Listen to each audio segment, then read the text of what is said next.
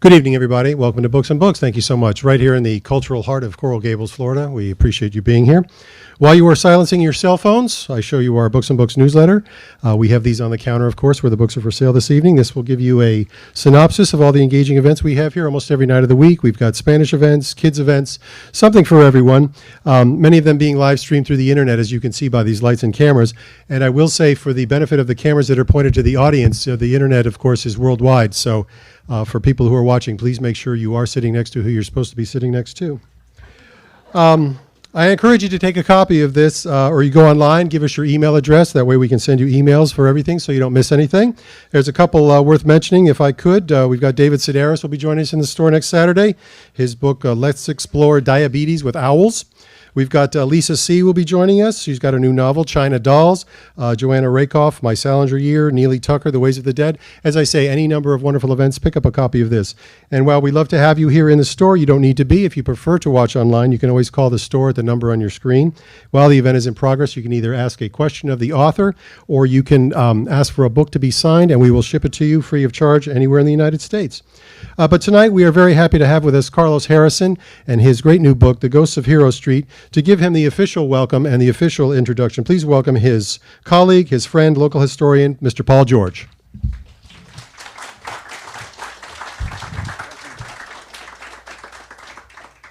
Thanks so much. I'm delighted to be here and delighted to be here with Carlos. And I've written up a brief introduction, not too long, I promise you that. Carlos Harrison, as my introducer mentioned, The Ghost of Hero Street, how one small Mexican-American community gave so much in World War II and the Korean War. And what a day for this, the 70th anniversary of D-Day. If you were in the Miami of that era, that 1944, there would have been radio announcers exhorting you to go to the nearest place of worship and pray for the success of the invasion. Or if you weren't nearby a house of worship, there was a huge sign in the Hartley's department store in downtown Miami. It was a prayer. And the radio announcers exhorted you to go and either pray silently or aloud for the success of the invasion. So, Carlos, it's just uncanny how you picked this date, and Books and Books picked this date for this presentation. I think it's great. I really do. I've known Carlos for about 20 years, and this is how I would characterize him.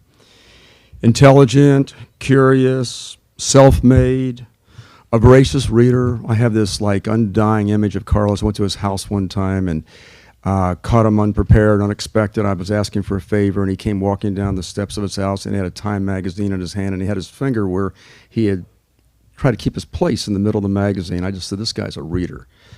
A wonderful writer with a wide range of interests. Carlos has shared a Pulitzer Prize as a journalist for the Miami Herald. He has served as a newspaper and magazine editor. He's been a TV reporter locally, as well as a national and international correspondent for Fox News. And I'm a flaming liberal, Carlos, but that's okay. We're still still friends. Flaming. He's a prolific ghostwriter. He's written screenplays and 2 award-winning documentaries. His hundreds of published articles include those that have appeared in Preservation Today, Huffington Post, and Southern Living. And what's ironic is that Carlos has been such an accomplished editor. I was actually one of the editors on one of his articles for Preservation Today. But this book is, in my humble estimation, his finest up to date. For Carlos has researched and poured his heart into writing this emotionally charged story of a single street in a railroad town in Little Silvis, Illinois, where within a 1.5 block range, 22 Mexican families sent 57 of their children to fight in World War II in Korea. And 8 of those children did not return, at least alive. Let's let Carlos tell this gripping story rather than I, but also let's spend a moment before Carlos begins reflecting on this event of D-Day and 70 years ago today. A lot of us here have read so much about it, know a lot about it, but a lot of other people have either never heard of it in this country, if you can imagine that, or forgotten about it. And I think just to add a little bit to that, and I've read a good chunk of this book. I haven't finished it yet, but I will. I wanted to, in light of the 70th anniversary of D-Day, just share with you some of Carlos's eloquence, which really permeates this book. And this is what he said toward the very end of the book, or this is what he wrote. He said, "This book is a tribute to all the men and women who stood up when they were needed, to do what was needed to be done. It is a reminder also of the true price of war and why it must be avoided. Thank you. Carlos?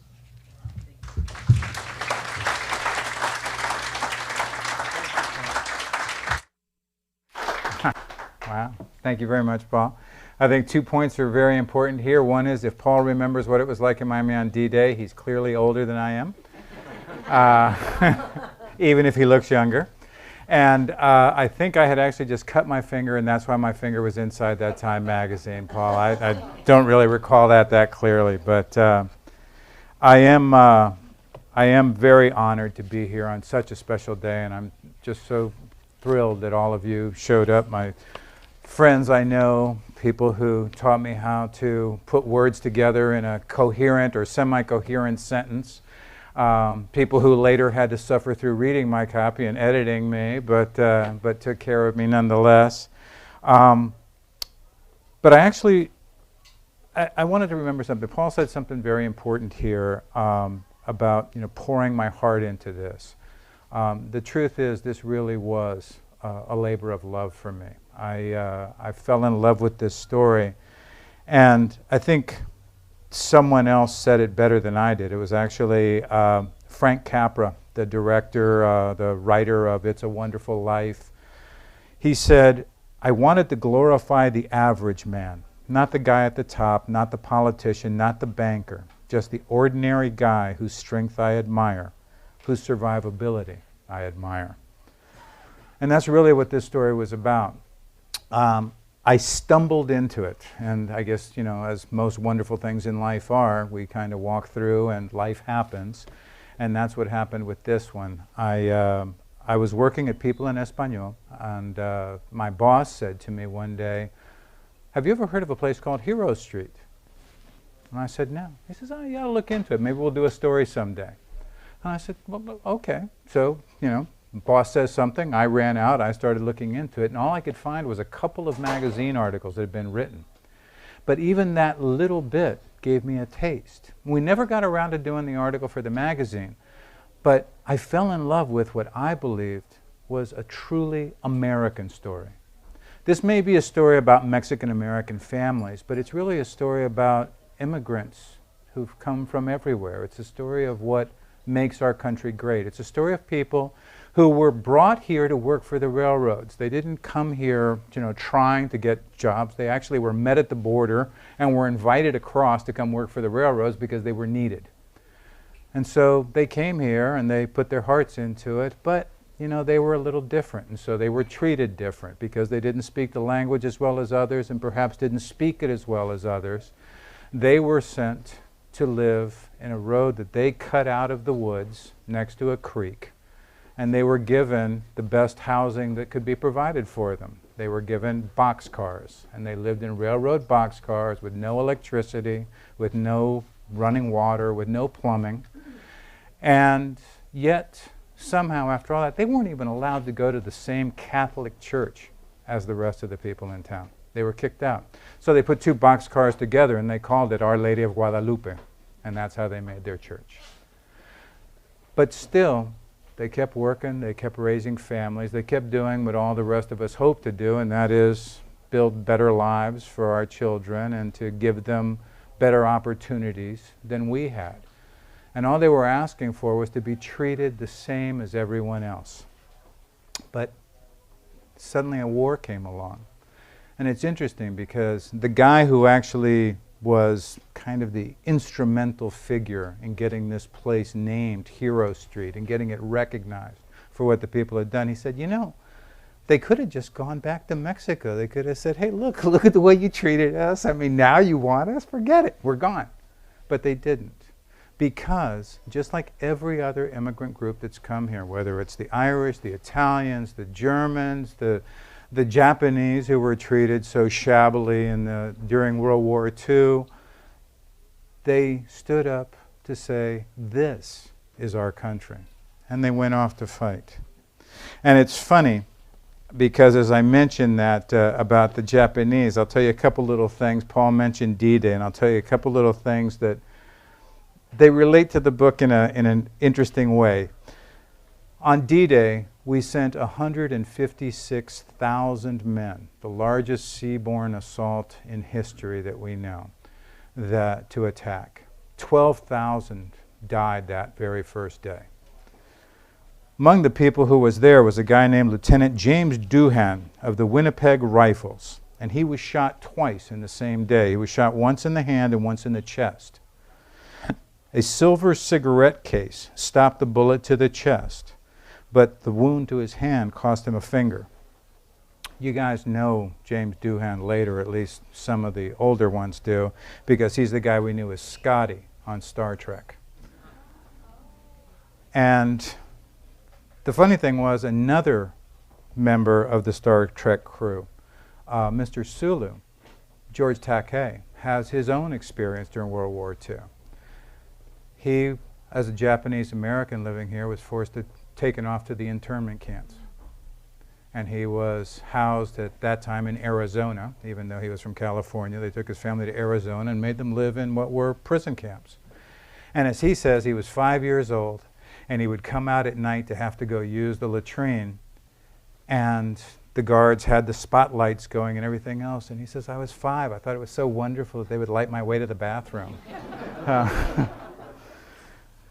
But those are some of the experiences that really, these small stories that we don't know about war. There's all these incredible little stories, and this was the story I found here. As I say, a truly American story. And Paul read something that is important, because it's actually the very end of the book, in which the wife, it's called The Bombardier's Wife, and it's the wife of a man who for 60 years woke up screaming in the night, reliving the day that he was shot down over Italy, and he was trying to save another person on board.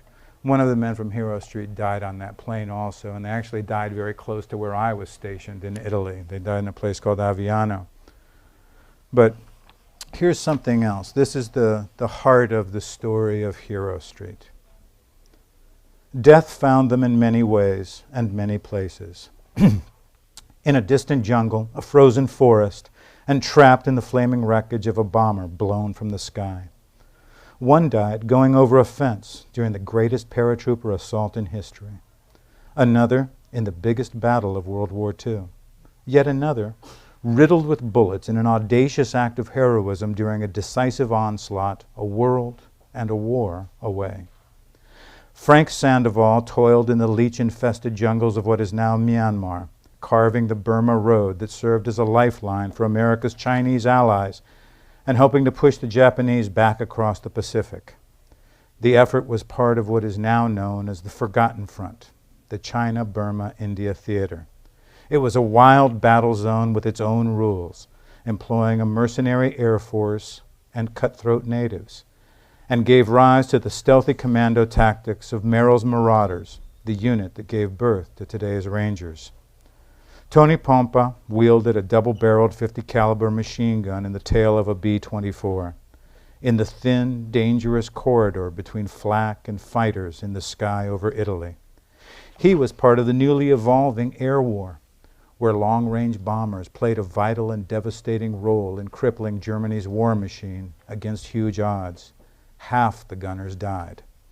In all, the Americans lost more than 18,000 combat planes and 79,000 men on missions aimed at destroying Nazi fuel depots and weapons factories. Willie Sandoval and Peter Macias were among the first U.S. troopers to jump into combat. Willie fought over the jagged, frozen mountains of Italy, got pinned down in the months-long horror of Anzio Beach, and jumped into Holland as part of the greatest airborne assault in history. Peter arrived on the most frigid Christmas Eve to hit Europe in more than 100 years, brought in to rescue the decimated and panicked forces being crushed by a Panzer Blitzkrieg. He died in the final airborne assault of the war. Claro Solis and Frank's big brother Joe joined the battle in Normandy, captured St. Lo, and fought through the fields of France and Belgium on the road to Berlin. Claro died fighting in the bitter cold of the Battle of the Bulge, Hitler's desperate last-ditch effort to halt the relentless Allied advance, the biggest engagement of the war. Joe made it to just a few miles from Hitler's bunker in just a few days, from Germany's surrender. Peace returned to Hero Street, and so did the survivors. The men who continued to wear their uniforms found themselves in the peacetime military. Then came another war, against a different enemy. Joe Gomez and Johnny Munoz went to Korea to face freezing cold and hordes of Chinese, and to fight and die during the brutal, massive onslaught of the Spring Offensive, the largest single battle of the war. Joe earned a Silver Star for his actions, delivered posthumously to his widow and baby daughter.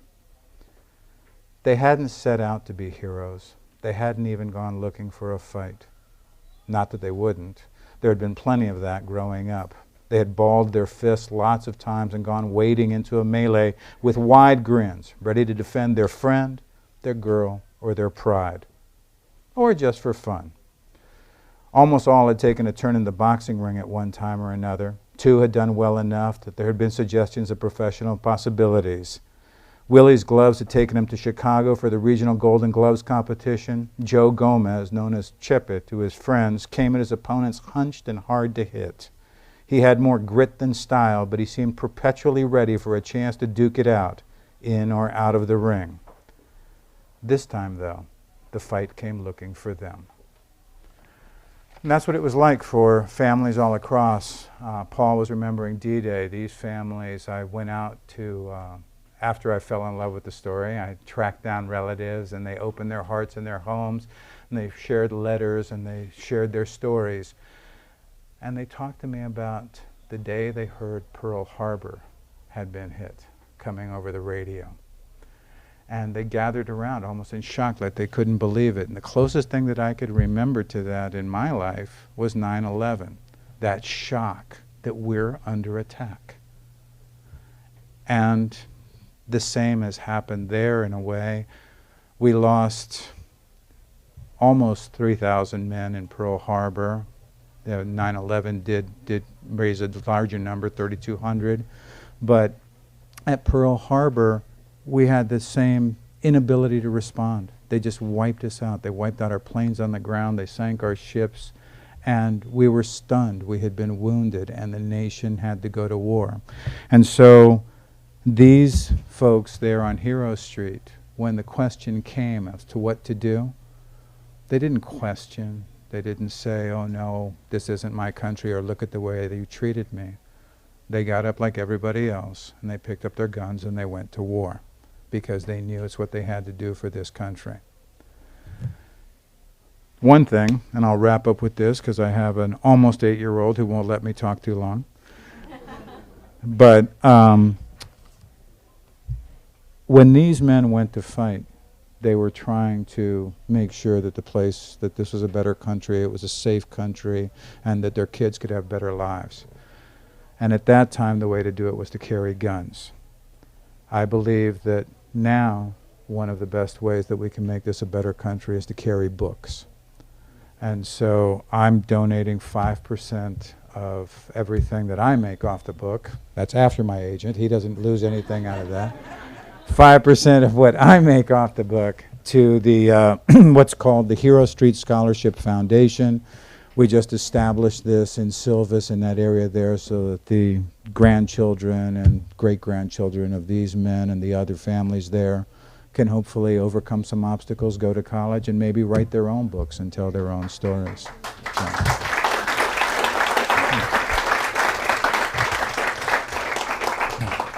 So I guess the appropriate thing at this, I saw Rick Atkinson here a couple weeks ago, and he was just, it was phenomenal. I mean, you know, Rick Atkinson, my gosh, anybody talks about World War II. But at the end, people had all kinds of questions and all kinds of comments and stuff like that. So I don't know if anybody has questions about this place or about these people or about this day, D-Day, and the different things that happened. So. Okay, should I run now? Okay. Almost got out. So. Part about Frank Kaplan. You're on, yeah?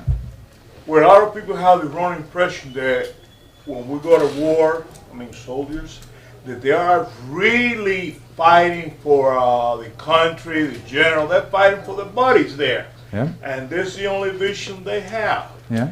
I went to Normandy. What I did from the American Cemetery, I walked down to the beach, and then I turned around and faced the hill, just to have the feeling what it was like to run with all the equipment and the German fighting let's say me. And that's really scary. Yeah. And the other good thing is they have a place up there in Normandy called, I think it's Bajou, Okay. where they glorify the 82nd Airborne Division, and they have also two museums in St. Mary Glees Right. with the paratrooper hanging from the church. Right. And I really was associating myself with all this history of the Normandy, because I was in the 82nd Airborne Division. Well, thank you. And I really thank you a lot for writing the book. Well, thank you. Thank you very much.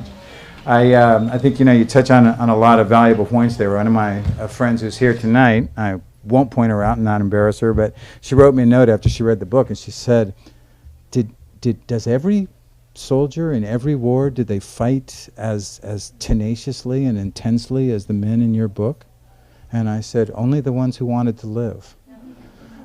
Because you're right. I did my service, but the biggest thing I had to fight was a bad hangover in Italy, and Say Aviano? yep, I I was in Vicenza. at Vicenza. Oh, yeah. Yeah, that's where I was. Yeah, I was at Vicenza. I was living in Camisano, but I was providing your microwave communications for home. But Aviano was just north. So yeah. 81, Yeah. 83. Yeah. Wow. Wow. Well, then you're a kid compared to me. I was there before you. We won't say when.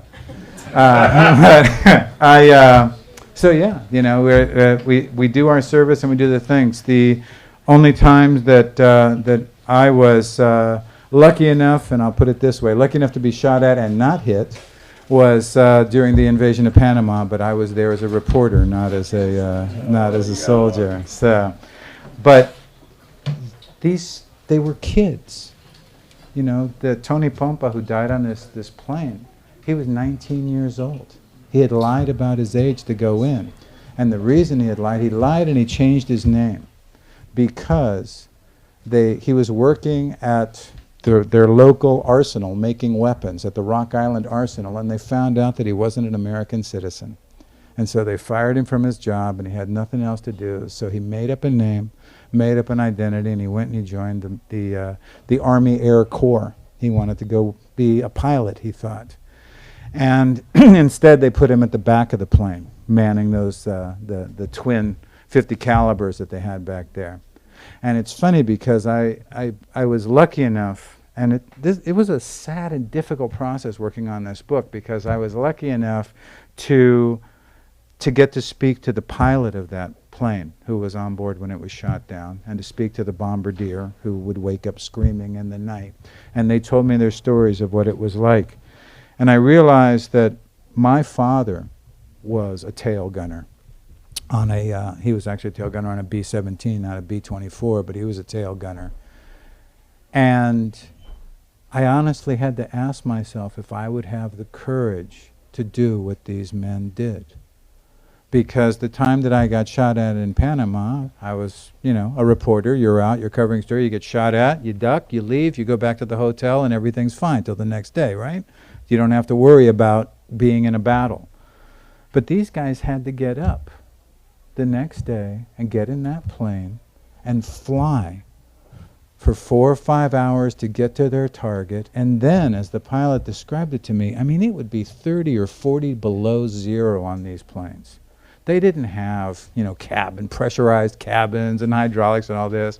And he'd be up there wrestling this thing. He says, I wore only my thin coat, and I'd be fighting it so much for all these hours that I would come back just drenched in sweat, and my neck would be cut, and I couldn't figure it out the first few times. And then he realized that he was sweating so hard, but it was so cold that the ice was freezing on his collar and was cutting his neck as he was fighting the plane. And he says, you'd go in, and he goes, you'd see, all you could do is watch the planes beside you because you're in such tight formation, but you'd see the German Messerschmitts coming up. And he says they'd be blinking like fireflies with the tracers on their 18 guns that they were coming at you because they came in packs. But you couldn't really pay attention to that because the flak was popping all around you. And what you had to do was you had to figure out how to do this jitterbug in the air, where you're yanking and jerking and never repeat the same motion twice so that the guys don't track you from the ground and pick you off. And one of the safest spots to be is to fly right into that little deadly black dandelion of smoke that popped in front of you, because that meant it was gone. That one had already exploded. And all you did was hang on and fight it until you heard the words "bombs away," and then you yanked with all your might and tried to get the hell out of there. And I thought, okay, day one, you don't know what's going to happen, right? You get up and you go out there. But the second time they say to you, okay, go back up in the plane, we're going to go hit a target.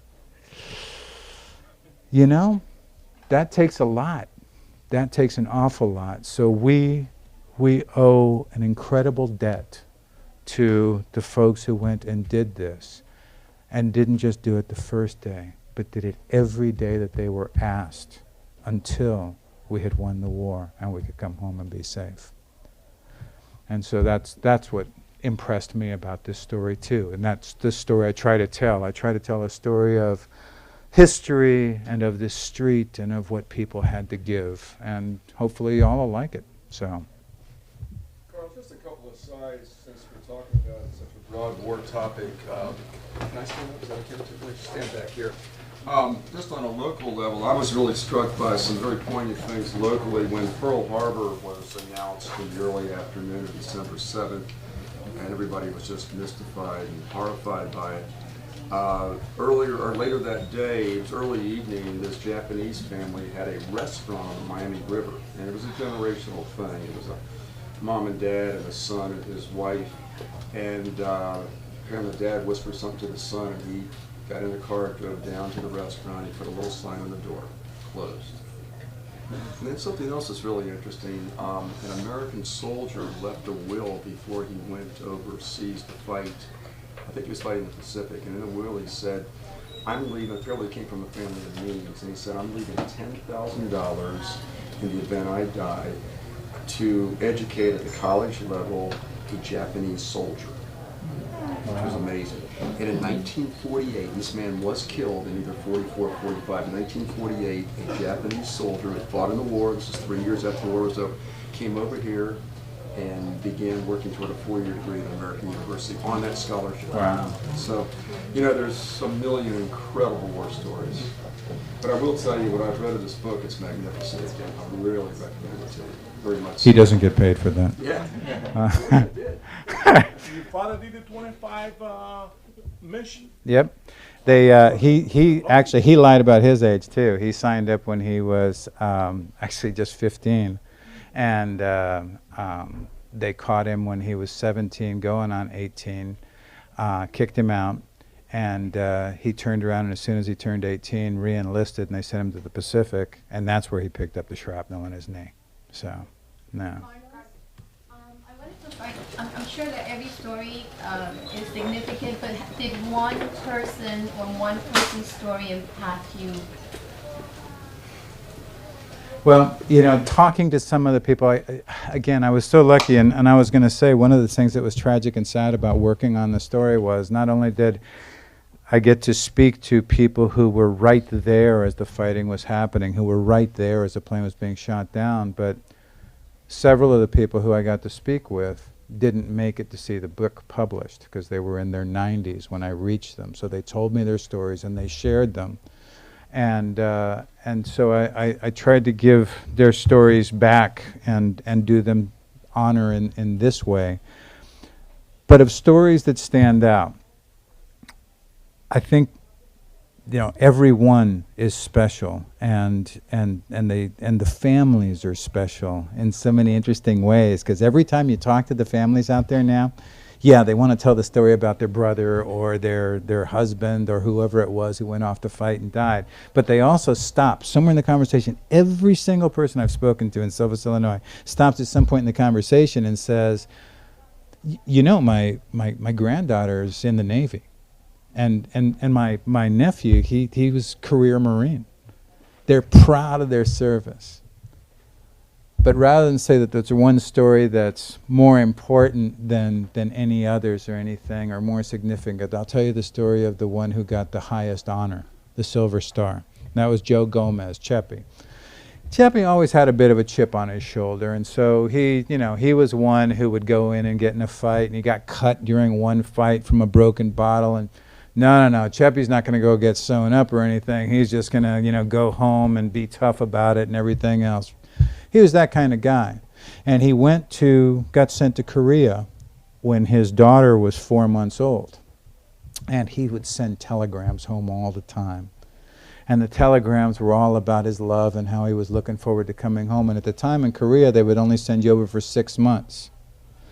And I talked to one of the guys in his unit about one incident in which the Chinese came at them so powerfully and the North Koreans came at them so powerfully that they were just shelling them and attacking them, and they ran them down into a corner of a road to where they knew the trucks were waiting. And as these soldiers just panicked and went running, screaming down the hill, they didn't realize they were being forced into another trap, and the Chinese opened up on them at the bottom of the hill. And as one of the guys in the unit described it to me, because the way we got out of there was they stacked us like cordwood on the trucks. The dead were at the bottom and the wounded on top, and the ones who hadn't been hurt were at the very top. And that's how we shot our way out. And Cheppy sent a telegram home, and he said, I picked up a little metal, it's just a scratch. Well, he was in the hospital for 3 weeks, and when they got back out of the hospital, he had been hit in the leg. When he got back out of the hospital, they sent him right back into battle. And again, now you get sent back up there, and you go, okay, I've been there. I'm going to have to think this through a little bit more, but not him. He went back up there, and it's funny, the same thing happened before the Battle of Bulge, the same thing happened here in the battle for Bunker Hill. Suddenly everything went really quiet, and it seemed like the enemy was nowhere. And then at around 10 o'clock at night, the Chinese came storming up the hill out of the darkness, and they had their battle bugles blaring, and they were screaming and charging forward, and they sent, it's an estimated 100,000 men to just swarm over the American positions, the UN positions. And it was a slaughter. They believe in total, between Chinese deaths and Allied deaths, 80,000 men died in 14 days of fighting. But they effectively overran the position, forced the Americans and the rest of the UN folks off the hill, but not Cheppy's squad. His lieutenant said, to hell with it all, we'll take the hill ourselves. And so these guys got up, and they had actually taken an American machine gun, and they had one of their own machine guns, and were firing at these folks as they started walking towards them. And they came walking through the nights, and their guns, the tracers, were just showing them where they were hitting. And after they killed the guy next to Cheppy and wounded 8 more, he kept going all by himself. And he took out the first machine gun nest, and as they filled him full of so many bullets that they weren't able to count them later, he was able to kill the guys working that machine gun. And so the rest of his squad was able to retake the hill. He did what he said. And Cheppy was such a fighter, he refused to die for 10 days.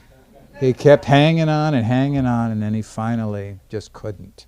And they really never were able to count all the bullets.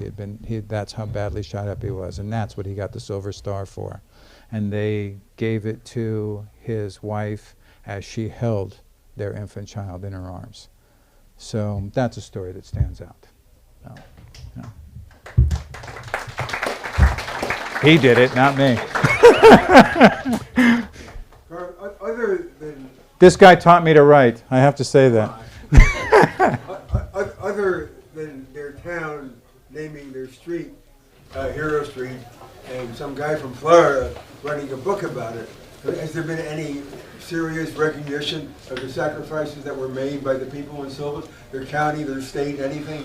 The Department of Defense, what happened was that this, and it's interesting because it does tie into the civil rights story that I tell here too, but there's a guy named Joe Taranas who's a central figure here. He's the guy who said, you know, they could have gone home. But Joe grew up there. He was younger, and he grew up near these guys. And he realized that he felt they had done something special. He wasn't sure, but he felt, you know, these many guys from one street's a block and a half long, go off to fight and everything else. So he kept looking into it, and he kept getting ignored.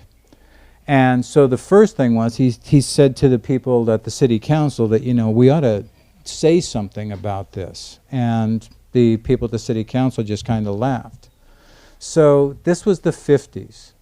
And this is something that happened. One of the things that upset him too was that the survivors who came home from Korea, one afternoon they had been playing some baseball, and they went over and they were having a couple of beers afterwards at the local VFW, the Veterans for Foreign Wars, and they said, hey, we're veterans of foreign wars, you think we can join?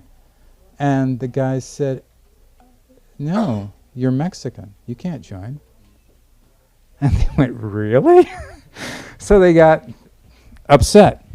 And that upset Joe too. But what they did was they formed their own VFW, and I'll wrap up that part of the story quickly. They formed their own VFW, and when the other one was burned down and ran into money problems and everything else and couldn't go on, they said to the guys who had kicked them out in the beginning, oh, that's okay, you can join ours. And so all those guys came over and became a part of it. But when Joe heard that story, that was another story that upset him more. But this was also at a time, this is now the mid-50s, the mid to late 50s. It was a time when, believe it or not, Lyndon Johnson had to step in to get a Mexican veteran who was killed in Korea to be allowed. They wouldn't bury him in the white cemetery in his Texas town. So Lyndon Johnson got him buried at Arlington, and that was the first Mexican buried at Arlington. And so that's what was happening, though, was a civil rights movement. And Joe caught on to this idea of got this voter rights drives. That's pretty cool. And so he started paying for people's their citizenship photos and schooling people in town so they could go and become citizens. And he'd drive them over to Rock Island so that they could become citizens. And the instant they swore in, he'd race them over to City Hall and get them signed up to vote. And it took him 2 tries, but he finally became the first Mexican alderman, city councilman in this city. And he continued saying, okay, well, now I'm part of the council. Now you guys have to listen to me. I think this place should be recognized for what they did. And they practically scoffed. They laughed. They said, look, the Sullivan brothers are from Iowa. The 7 Sullivan brothers, they're from over there. I mean, what did you guys do that was any special? And so Joe kept trying. And he eventually became the first Mexican mayor of Silvis. But on the way there, he started looking into it and researching and writing letters and talking to congressmen and all the other stuff. And finally, the Department of Defense looked at it and said, you know what? You're right. You guys sent more people to fight than any other place that size anywhere in the country. And really, if you think about it, and the Department of Defense doesn't recognize this part as being extra special, but it is, because even though 8 doesn't sound like a lot of a number out of 57, it's 7 times what was the national average for people dying from anywhere in the country. We lost on average 2% of the people that we sent to fight.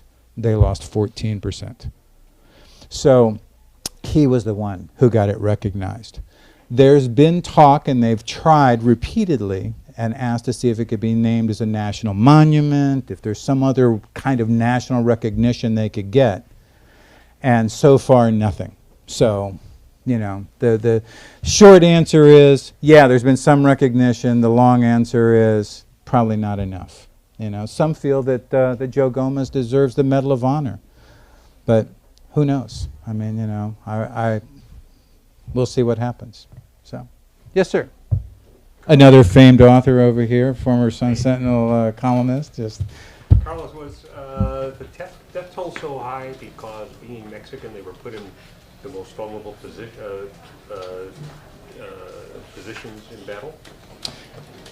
That's a really good question. I don't know that that's the case. And by the time, especially by the time Korea came along, but even in World War II, although African Americans were segregated during World War II and forced to fight in exclusively African American units, as were the Japanese and that, the Mexicans were not. They fought in with the rest of the white or Anglo or whatever you want to call them units.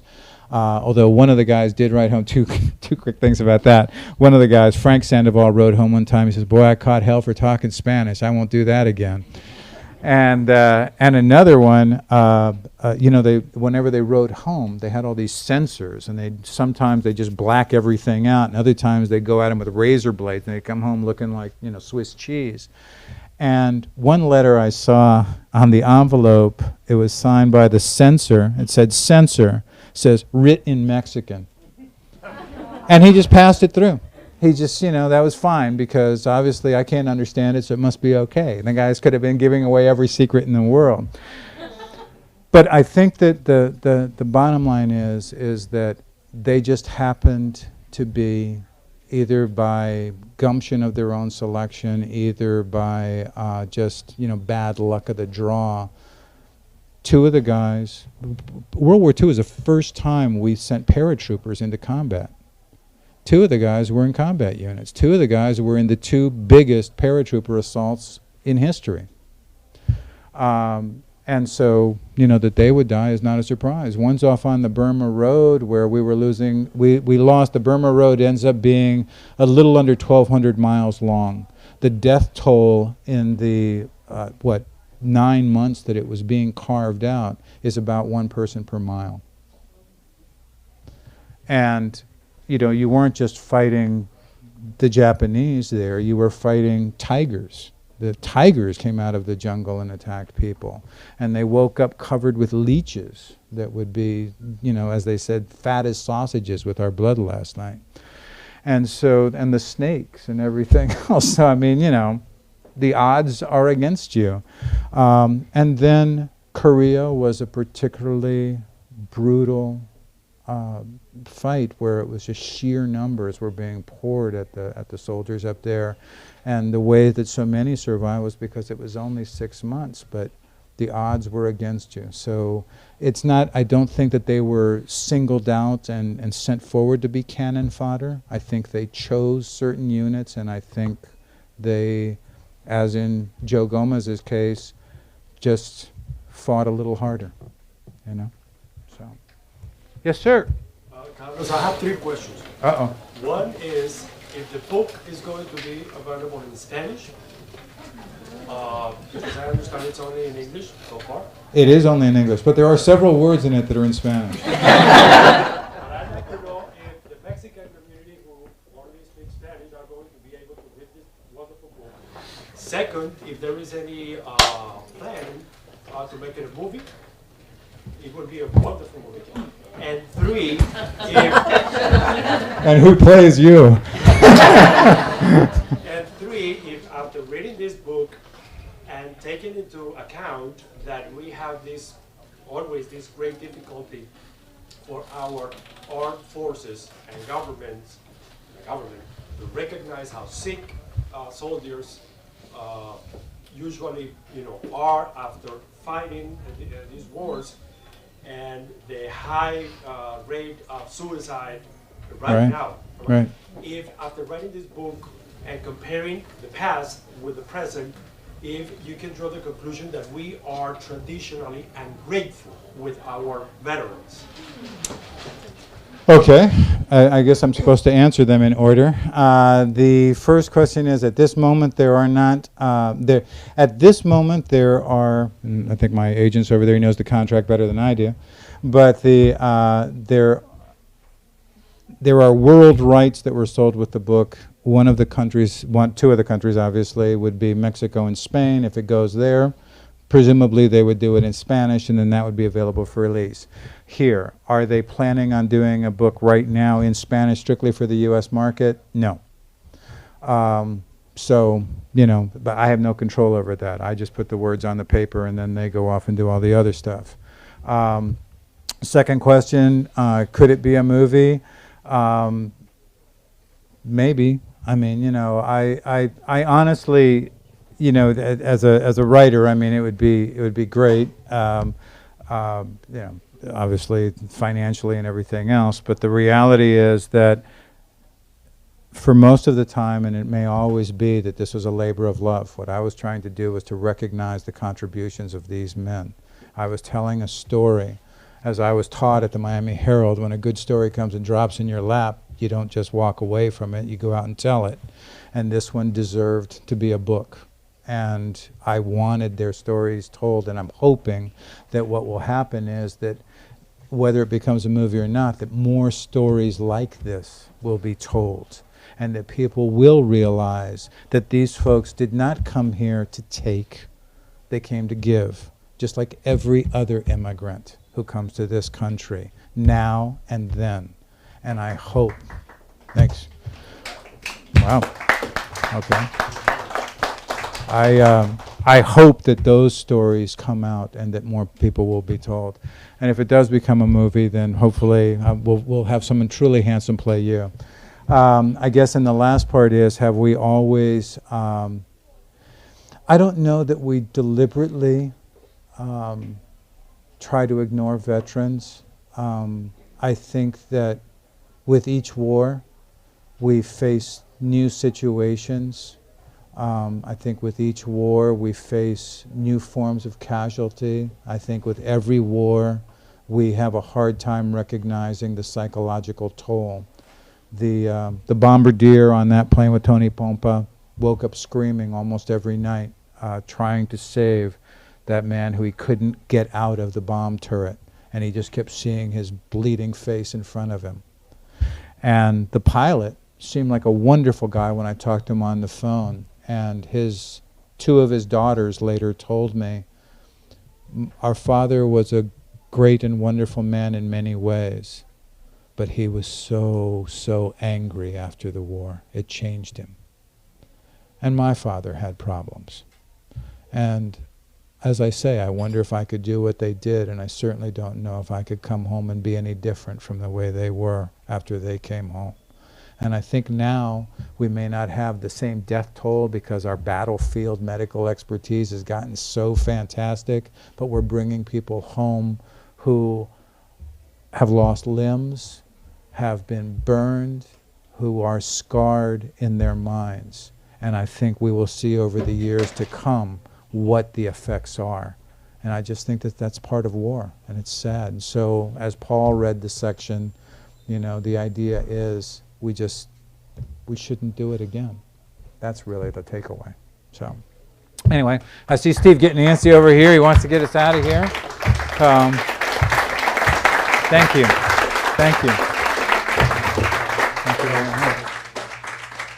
Thank you, Carlos. I think it's extremely admirable that you're donating some of the proceeds of your book. So keep that in mind when you're buying your 5 copies apiece. And for those of you watching online, don't forget you can give us a call here at the store. We'll get one signed for you and we'll ship it to you. Folks, thank you so much for coming. Enjoy the rest of your evening. We got some live music coming up. When you rise, if you could fold your chairs, give us some room inside to socialize. Thank you so much for coming.